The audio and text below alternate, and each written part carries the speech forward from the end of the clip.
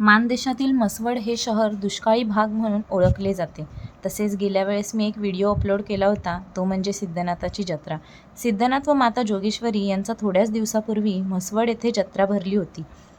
त्यानंतर थोड्याच दिवसानंतर हाकेच्या अंतरावर असलेले नागोबा देवाचे मंदिर व त्याच्याबद्दलची माहिती आजूबाजूच्या बऱ्याचशा गावांना माहिती असेल, परंतु अख्ख्या महाराष्ट्राला माहिती नाही आहे. तर त्याबद्दलची माहिती सर्वांना असणे गरजेचे आहे. त्यामुळे माझ्याकडे जितकी माहिती आहे तितकी मी सांगण्याचा प्रयत्न करते. तर या नागोबा देवाला कोळहोरचा राजा श्री नागोबा विरकर असेही बोलले जाते.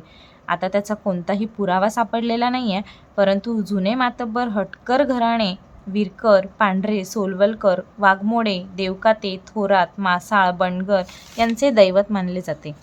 नागोबा हे हटकरांच्या धनगर शाखेतील एक योद्धा पुरुष होते. तसेच ते मान तालुक्यातील राजा महाराजा किंवा वतनदारांपैकी एक होते. ते शेळ्या, मेंढ्या व पशूंचे रक्षण करायचे. त्याची खूपशी माहिती त्यांच्या ओव्यांमधूनही मिळते. नागोबा मंदिरापासून अर्धा किलोमीटरवर एक विहीर आहे. विहिरीकडे जाताना दोन्ही बाजूंनी झाडी आहेत. दर्शना अगोदर प्रत्येक भाविकाने विहिरीतून उतरून पाणी आणून झाडांना घालायला हवे अशी इथे प्रथा आहे. नागोबा देवाची आरती बोलीभाषेत असते. या जत्रेदरम्यान प्रसिद्ध असं धनगरी नृत्य म्हणजे गजी नृत्य सुद्धा केलं जातं.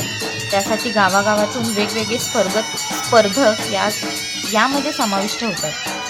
त्यामध्ये नृत्यातील ढोलाचा ठेका, रंगीत रुमालाचा झटका, सनई पिपाणीचा मधुर सूर यामुळे वातावरण तसं मंत्रमुग्ध होऊन जातं. आणि आणखी महत्त्वाचं सांगायचं झालं तर श्रावण सुरू झाल्यानंतर या देवाची विशेष सेवा असते. यासाठी नागोबाचे वंशज म्हणजेच मसाईवाडी, बोनेवाडी व विरकरवाडी यांना महत्त्वाचा मान असतो. संपूर्ण 1 महिना या देवाची सेवा करण्यात येते. गावकरी मंदिरात या देवाची सेवा करण्यात मग्न असतात. या सर्वांची जेवणाची सोय आजूबाजूच्या गावातील मंडळी करतात. या सेवेचे म्हणजे चाकरीचे काही नियम असतात. ते म्हणजे जे चाकरी करतात ते 1 महिना पायात चप्पल घालत नाहीत, कुठेही प्रवास करायचा झाला तर वाहनांचा वापर करत नाहीत, असे बरेचसे काही नियम आहेत. त्याचप्रमाणे सर्वांनी अनवाणी पायाने कराड येथील कृष्णा कोयना नदीचे, शिंगापूर येथील माणगंगेचे, पंढरपूर येथील चंद्रभागेचे, देवापूर येथील नागरदास मंदिर, महादेवाचे मंदिर इत्यादी तीर्थस्थळांचे पाणी चालत जाऊन घेऊन देवाला अभिषेक घालावा लागतो. हे सगळं आपण कशासाठी करतो तर आपल्या मनातल्या इच्छा, आकांक्षा पूर्ण होण्यासाठी. म्हसवड येथील सिद्धनाथाची जत्रा संपल्यानंतर नागोबा देवाची भव्य अशी जत्रा भरते. आणि विशेष सांगायचं झालं तर यामध्ये महाराष्ट्रातील सर्वात मोठा जनावरांचा बाजार भरतो. लाखो किमतीची जनावरे इथे सहभागी होतात. तसेच महत्त्वाचं म्हणजे इथे नागोबा देवापेक्षा बिरोबा या देवाला विशेष मान आहे. कारण नागोबा हा बिरोबाचे सर्वात मोठे सेवक होते.